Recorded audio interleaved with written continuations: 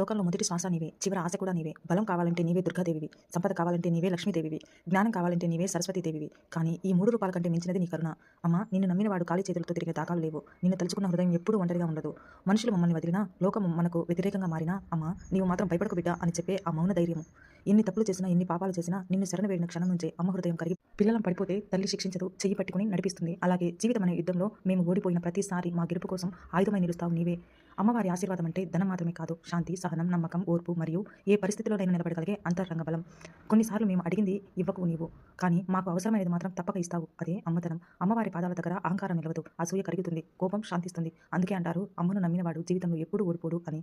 ఈ రోజు మనం ఎంత బలహీనులమైనా, ఎంత నిరాశలో ఉన్నా ఒక్కసారి మనస్ఫూర్తిగా అమ్మను తలుచుకుంటే మనలోని ఒక కొత్త శక్తి పుడుతుంది. అమ్మా, నీవు దేవాలయంలో ఉన్న విగ్రహం కాదు, మా గుండెల్లో కొలువై ఉన్నావన్న నమ్మకం అమ్మా, ఈ లోకానికి వెలుగు ఇచ్చే శక్తివై, ఆదిశక్తి స్వరూపినివి నీవు. మా జీవితాల్లో తెలియక చేసిన తప్పులను కరుణతో క్షమించమ్మా. తెలిసి చేసిన పాపాలను బుద్ధి వెలుగుతో దూరం చేయమ్మా. బలహీనత వచ్చినప్పుడు ధైర్యం నింపే తల్లివి నీవే. చీకటి కమ్ముకున్నప్పుడు దారి చూపే దీపం నీవే. మా కన్నీళ్లు నీ పాదాలపైన పడితే ఆ కన్నీటిని ఆశీర్వాదంగా మార్చే కరుణామయువు నీవే. మా కుటుంబాలపై దరిదాపుల్లో కూడా రానియకు. పిల్లల మనసులను జ్ఞానంతో ప్రసాదించు. యువతకు సన్మార్గాన్ని చూపించు. తల్లిదండ్రులకు ఓర్పు, శక్తిని ఇవ్వు. ముసలివారికి శాంతిని నింపమ్మా. మా నమ్మకం ఎప్పుడు నిన్ను వదలకుండా ఉండేలా చేయి తల్లి. మా ప్రార్థనలో భక్తి పెరగాలి. మా జీవితాలలో నీ కరుణ ప్రతిఫలించాలి. అమ్మా, మా చివరి శ్వాస వరకు నీ నామస్మరణే మాకు రక్షణగా ఉండాలి. ఇలాంటి అమ్మవారి వీడియోలు మీకు నచ్చితే మన ఛానల్ని తప్పక సబ్స్క్రైబ్ చేసుకోండి. అమ్మ నామాన్ని మరింత మందికి చేరవేయండి. Thank you.